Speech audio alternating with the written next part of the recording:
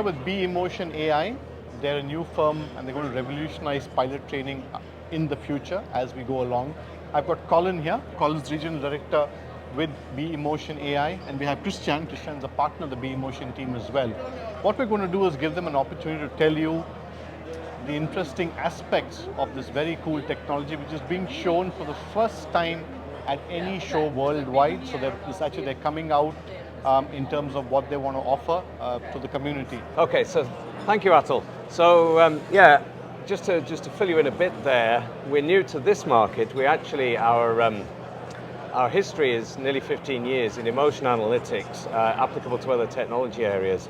And yes, Krisztian came to us, just over a year ago, 1.5 years ago, based on experiences and needs he saw in this industry, to which he felt our technology is applicable. So our technology has been used in robotics, in automotive for driver monitoring, things like that. But in this case, we're bringing it to that market. Now, Krisztian, you want to comment a bit on the need and why you saw the need? Actually, the professional pilots pursuing excellence. Everybody wants to turn to good to excellent great pilots, but as a coach, we always have to base on the current state of the skills, current state of the human factors, and we have to know exactly when we want to arrive.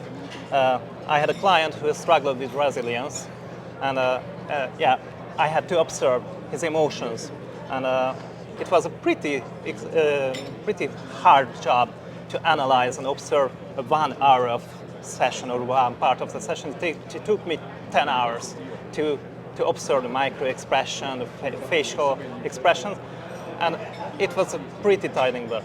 But I found Colin and his team and the BeEmotion team, and it seemed for me that they are ready for this challenge, and their openness for creating an outstanding solution for the real-time and objective measurements of each cadets and each pilots in this industry seemed that we can do this challenge together, and we have the solution to make objective measurements.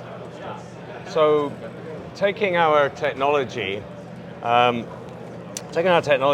technology fundamentally looks at people and looks at micro expressions, also looks at body pose, head pose, gaze, and pulls a signal, which actually we can show you in a moment on the screen here, but it pulls a signal describing the emotional state throughout throughout a simulator session.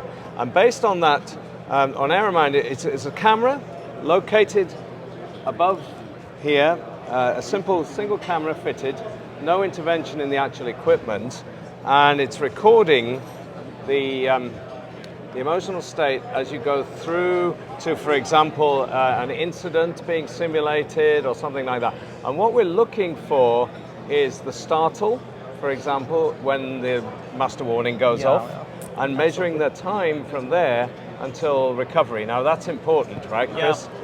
Actually, we were curious about the performance recovery time after an emergency case, because it can mean a lot of information, and it can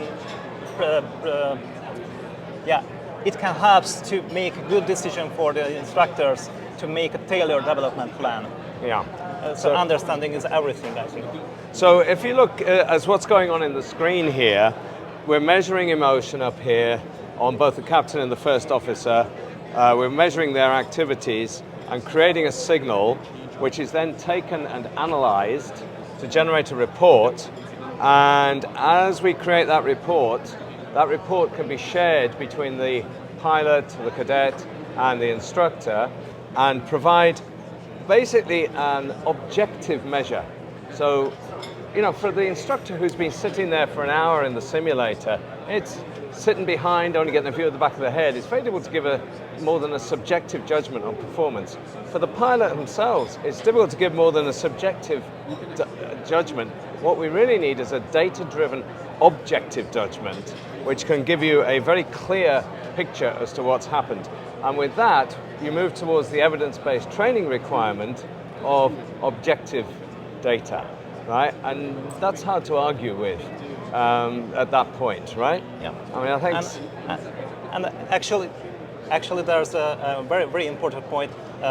Making a good pilot and turning him or her into an excellent one is not a guesswork. We have to know objective metrics, we have to know objective data, and we have to find those patterns which can help us to make a plan, how we can improve this pilot in a better way, in the best way. And it can be the guesswork. It can't be guesswork, no, it's got to be measured, it's got to be real. And so that's